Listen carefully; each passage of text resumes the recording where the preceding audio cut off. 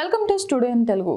ఆంధ్ర రాష్ట్ర సమితి పార్టీ అధ్యక్షుడు జంజనం కోటేశ్వరరావు రాజధాని రైతుల కోసం చేపట్టిన రిలే నిరాసన దీక్ష 255వ రోజుకు చేరింది. ఈ సందర్భంగా తాటికొండ నియోజకవర్గం నిడుముకుల గ్రామంలోని ఆయన నివాసంలో నిర్వహించిన మీడియా సమావేశంలో మాట్లాడుతూ ప్రభుత్వం రైతులను మోసం చేసి భూములు స్వాధీనం చేసుకుంటోందని విమర్శించారు.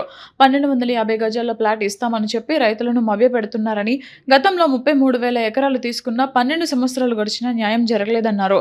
సెకండ్ ఫేజ్ ల్యాండ్ పూలింగ్ పేరుతో మళ్లీ భూములు లాక్కోవడం అన్యాయమని పేర్కొన్నారు. రైతులకు ఎకరానికి ₹1 కోటి పరిహారం ఇచ్చి 1250 గజాల ప్లాట్ అభివృద్ధి చేసి ఇవ్వాలని డిమాండ్ చేశారు. రైతులు మోసపోయి భూములు అప్పగించవద్దని పిలుపునిచ్చారు. అయితే రాజధానిలో సెకండ్ పూలింగ్ అనే దాని మీద రైతులందరూ ఒకే మాట మీద వ్యతిరేకించారు. డబ్బులు ఇస్తేనే ఇస్తాం, నచ్చలేదని. రైతులకి ధన్యవాదాలు. నిలబడిన మాట మీద ప్రజలందరూ సపోర్ట్ చేసినందుకు ధన్యవాదాలు.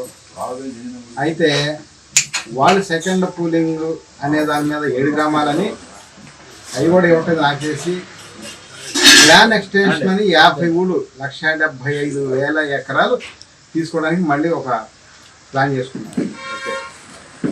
అయితే ఏదేమైనా రైతులకి డబ్బులు ఇచ్చి 250 గజం కూడా ఇవ్వాలని చెప్పి నేను ఏఆర్ఎస్ పార్టీ జేకేఆర్ డిమాండ్, అది ప్రధాన డిమాండ్. కూలీలకి నెలకు 10,000 ఇవ్వాలని.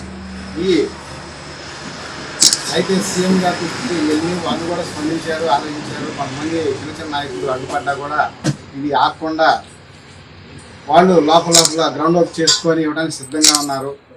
ఎందుకంటే ఇంకా రానున్న కాలంలో ఈ రాష్ట్రంలో రాజకీయాల్లో పెను మార్పులు వచ్చే అవకాశాలు మెండుగా కనపడతా ఉన్నాయి. ఏదో 95లో చంద్రబాబు నాయుడు గారు సీఎం అయ్యారు, అట్లాగే 2025లో లోకేష్ గారిని సీఎం చేయాలని అనుకుంటే కొన్ని కారణాల వల్ల ఇది 26లో సీఎం అవుతారని చెప్పి అంటున్నారు. రానున్న రాజకీయాల గురించి కూడా ఒక జోస్యం చెప్పాలనుకుంటా ఉన్నా. 2019కి ముందు టీడీపీ వాళ్ళు 23 ఎమ్మెల్యేలు కొన్నారని చెప్పి 23 ఎమ్మెల్యేలే వచ్చినాయి 2019లో. అలాగే 24లో దాంట్లో సగం అంటే 11 11 వచ్చినాయి.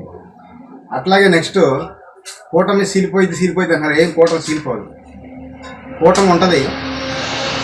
అయితే ఈసారి జనసేన వాళ్ళు నాకు ఉన్నంత అవగాహనలో 40 సీట్లు అడుగుతారు, 40 గెలుస్తారు. బీజేపీ వాళ్ళు 30 అడుగుతారు, 30 గెలుస్తారు. 105 సీట్లు ఉంటాయి టీడీపీకి, వాటిలో 50 గెలుస్తారు, 55 వైసీపీ గెలుస్తారు. ఆ తర్వాత మోడీ గారు బీజేపీ ఎవరైతే ఈ పార్టీ విలీనం చేస్తే వాళ్ళ సీఎం అంటారు. వెంటనే జనసేన విలీనం అయింది, ఆయన సీఎం పదవి ఇస్తారు. ఇంకో 2 పార్టీలు ఉన్నారు, వాళ్ళు మద్దతు ఇచ్చేసి స్టేట్లో 5 మంత్రి పదవులు, సెంటర్లో 2 మంత్రి పదవులు తీసుకొని మద్దతు జరపాల్సి వచ్చే పరిస్థితి వచ్చింది. అందుకని మన అడగాల్సిన అవసరం ఉంది. ఎందుకంటే మోడీ గారు తీసుకొని అప్పుడే చెప్పాడు, గతంలో 2014 ప్రధానమంత్రి అయినప్పుడు ఢిల్లీకి మించిన రాజధాని కడతానన్నారు. అట్లాగే కడతాడు, అది వాస్తవమే. ఈ ప్లాన్ ఎక్స్టెన్షన్లో మొత్తం కూడా ప్రైవేటు భాగస్వాములు చేసి డబ్బులు ఇస్తారు, 1250 గజం ఇస్తారు. ప్రపంచ రాజధాని అమరావతి అంటే ప్రపంచంలోనే ప్రసిద్ధి చెంది కనుక ప్రపంచ రాజధాని అయితే, ప్రపంచ ఆర్థిక రాజధాని అయితే అది ఒక మోడీ గారు బీజేపీ వాళ్ళే అయింది. మేము కట్టాము ఈ దేశ 2వ రాజధాని అనిపించుకోవడం కోసం ఇది నడుస్తూ ఉంది, ఇది జరిగి తీరిద్ది. అట్లాగే